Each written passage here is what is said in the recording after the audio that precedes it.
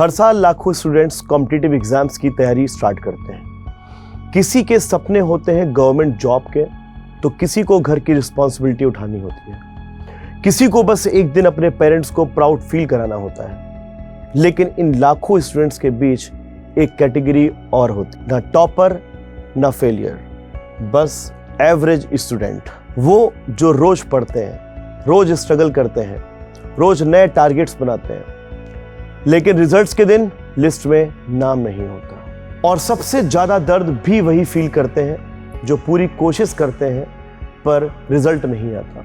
शुरुआत तो सबकी एक जैसी होती है। शुरुआत में सब आसान लगता है, नई किताबें, नया time table, new notebooks, highlighters, motivations, energy, confidence.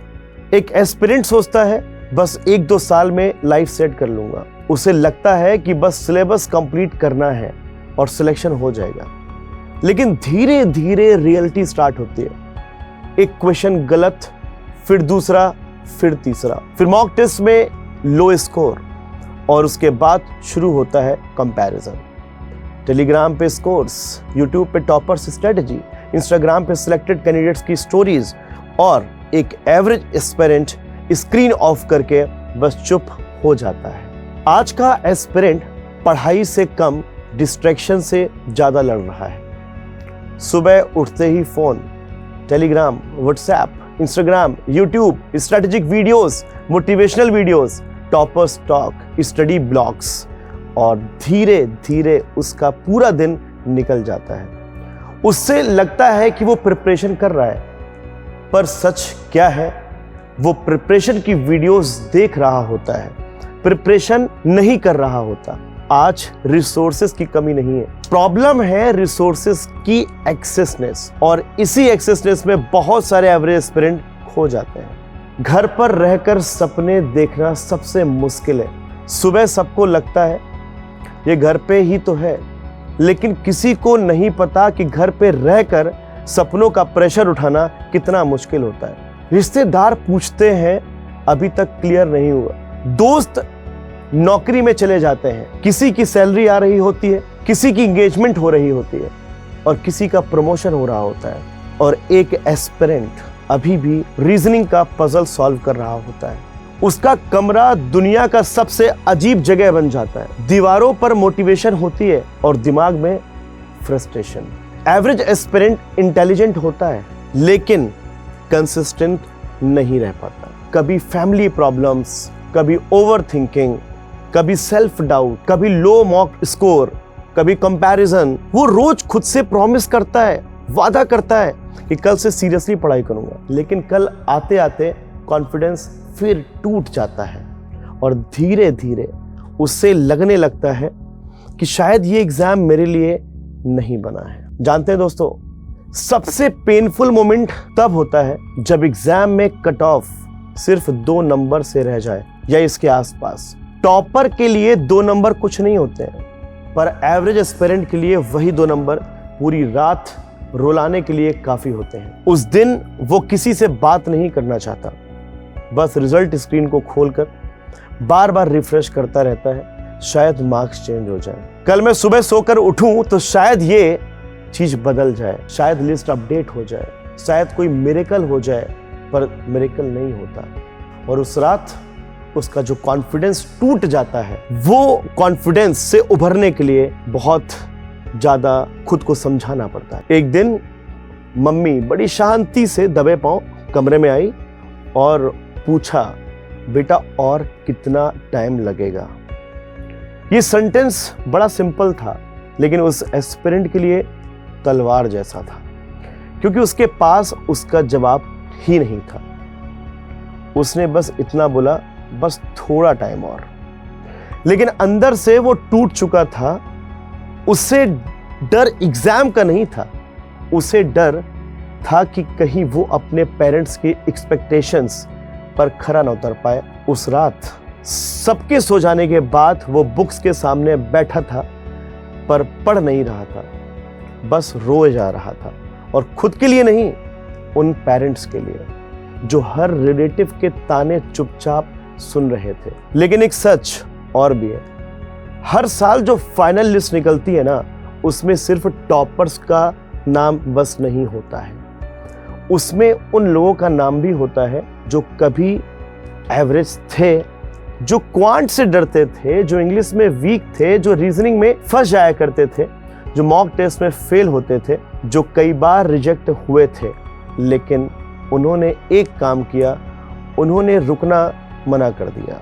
Selection किसका होता है दोस्तों? सिलेक्शन इंटेलिजेंस का रिवार्ड नहीं है, सिलेक्शन कंसिस्टेंसी का रिवार्ड है। और कॉम्पिटिटिव एग्जाम का सबसे बड़ा सीक्रेट जानते हो? जो एग्जाम होता है, जो परीक्षा होती है, वो परफेक्ट स्टूडेंट को सिलेक्ट नहीं करता, एग्जाम परसिस्टेंट स्टूडेंट्स को सिलेक्ट करता है। अगर आज तुम्हारा स्कोर कम आ रहा है तो इसका मतलब ये नहीं है कि तुम्हारा सिलेक्शन नहीं होगा, इसका मतलब सिर्फ इतना है कि तुम्हारा सिलेक्शन अभी नहीं हुआ है।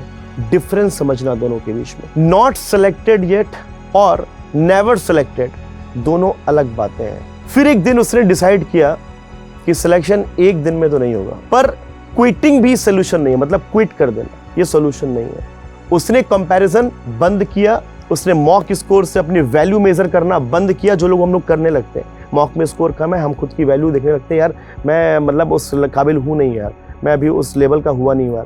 खुद को मतलब कि वैल्यू को कम मत करिए, खुद की नजरों में खुद की वैल्यू को गिराना ना, ये दुनिया का सबसे बड़ा पाप है, अपराध है मेरे भाई। उसने दूसरों की रेस देखना बंद कर दिया और सिर्फ एक चीज पर फोकस किया, डेली इंप्रूवमेंट। एक चैप्टर उठाया, उसके कॉन्सेप्ट को बेहतरीन तरीके से पढ़ा, उसकी प्रैक्टिस करी और एक मॉक दे दिया उसी चैप्टर का।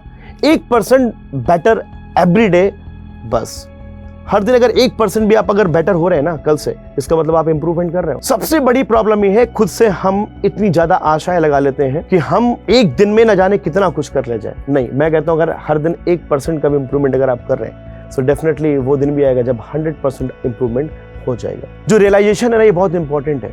धीरे धीरे उसे समझ आ गया उस बच्चे को, कंपटीशन में सबसे इंटेलिजेंट इंसान नहीं जीतता, सबसे टैलेंटेड इंसान नहीं जीतता, सबसे लकी इंसान भी नहीं जीतता, कंपटीशन में लास्ट तक टिकने वाला एग्जाम को जीतता है। और बैंकिंग एग्जाम का असली गेम भी वही है। नॉलेज इंपॉर्टेंट है, पर पेशेंस उससे भी ज्यादा इंपॉर्टेंट है। बच्चों, सिलेक्शन उनका नहीं होता जो कभी फेल नहीं होते, सिलेक्शन उनका होता है जो फेल होने के बाद भी वापस पढ़ने बैठ जाते हैं एक नई रणनीति के साथ, अपनी जो खामियां थी उसको दूर करने के बाद। मॉक स्कोर तुम्हारी करंट पोजीशन बताता है, तुम्हारी फाइनल डेस्टिनेशन नहीं बताता है। आज जो चैप्टर समझ नहीं आ रहा है, कल वही चैप्टर तुम्हारे सिलेक्शन का कारण बन सकता है। एग्जाम्स में टैलेंट एडवांटेज दे सकता है, लेकिन कंसिस्टेंसी ही सिलेक्शन दिलाती है दोस्तों। एवरेज होना प्रॉब्लम नहीं है सर, एवरेज सोच के साथ जीना प्रॉब्लम है। हर बार जब तुम गिव अप करने के बाद भी पढ़ने बैठते हो, तब तुम अपने सिलेक्शन के और करीब पहुंच जाते हो। फाइनल लिस्ट में नाम उनका नहीं आता जो कभी डरे नहीं, नाम उनका आता है जो डर के बाद भी रुके नहीं। आज अगर तुम एवरेज हो तो तुम चिंता ना करो, तुम टेंशन मत लो। हर टॉपर कभी ना कभी एवरेज ही था, डिफरेंस बस इतना था, वो रुका नहीं। याद रखो दोस्त, फाइनल लिस्ट में एवरेज टॉपर वीक स्ट्रॉन्ग लिखकर नाम नहीं आता, सिर्फ नाम आता है। और एक दिन उस लिस्ट में तुम्हारा नाम भी आ सकता है, क्योंकि सिलेक्शन किसी खास इंसान का हक नहीं है, सिलेक्शन उसका हक है जो लास्ट तक लगा रहता है। कॉम्पिटिटिव एग्जाम्स सिर्फ नॉलेज का टेस्ट नहीं होते, ये पेशेंस का टेस्ट होता है, ये अकेलेपन का टेस्ट होता है, ये सेल्फ बिलीफ का टेस्ट होता है। और जो एस्पिरेंट इतना सब सहकर भी हर सुबह उठकर दोबारा पढ़ने बैठ जाए, सच में वही योद्धा है। और हो सकता है इस वक्त जो स्टूडेंट ये वीडियो देख रहा हो, अगली फाइनल लिस्ट में उसका नाम हो। कीप गोइंग, तुम्हारा समय भी आएगा। जब तक तुम खुद हार नहीं मानते, तब तक तुम हारे नहीं हो। और मुझे लगता है कि आज के इस कॉम्पिटिटिव इन्वायरमेंट में हर एक स्टूडेंट खुद को प्रूफ करना चाहता है, हर एक स्टूडेंट चाहता है कि उसका सिलेक्शन हो। तो कभी भी ये मत सोचना कि तुम हार मान करके इस जंग को अलविदा कह दोगे। नहीं, हार मानने के लिए तुमने शुरुआत नहीं करी थी, तुमने शुरुआत करी थी जीतने के लिए। हर एक टॉपर ने जब शुरुआत करी थी वो टॉपर नहीं था, वो टॉपर अपनी परिस्थितियों के साथ आगे बढ़ा, तब वो जाकर टॉपर बना। तो मेरे बच्चों, आप लोग मेहनत करिए और कभी हार मत मानिए। और मैं हमेशा बोलता आया हूं कि हमको हमारी वीकनेस के ऊपर काम करना चाहिए। हम कहां पर लैग कर रहे हैं, हमें उसके ऊपर काम करना चाहिए। हमें किसी रेस में खुद को प्रूफ नहीं करना है कि हम अगर लेट्स से कि अगर इतना कर लेंगे तो चीजें बेहतर हो जाएंगी। नहीं, हमको आगे तब बढ़ना है कि जिस चीज के लिए हम काम कर रहे थे, अगर वो चीज हमने बेहतर तरीके से कर ली है, अगर अब मैं आगे बढ़ूंगा तो इस बात का आपको भी पता है कि एक कहते हैं ना कि इस तरीके से आगे बढ़ रहे हो कि यार जो पीछे चीजें मैंने तैयार करी हैं वो चीजें बिल्कुल स्ट्रांग हो चुकी हैं। खोखलेपन के साथ आगे नहीं बढ़ना है। बस इतना बोलूंगा, जहां कमजोर है वहां मेहनत करिए और मेहनत करिए। जिस टॉपिक से तुम आज भाग रहे हो उसको अपनी ताकत बनाइए, और वो बनेगा तब जब तुम चाहोगे। आप सभी को ढेर सारी ब्लेसिंग्स, और याद रखिएगा कि आप भी एक दिन उस सिलेक्शन लिस्ट में जरूर आएंगे। और अगर आप उस सिलेक्शन लिस्ट में आना चाहते हैं तो कमेंट सेक्शन में जरूर लिखिएगा कि #मेरा सिलेक्शन होगा, #मेरा सिलेक्शन होगा। Thank you so much.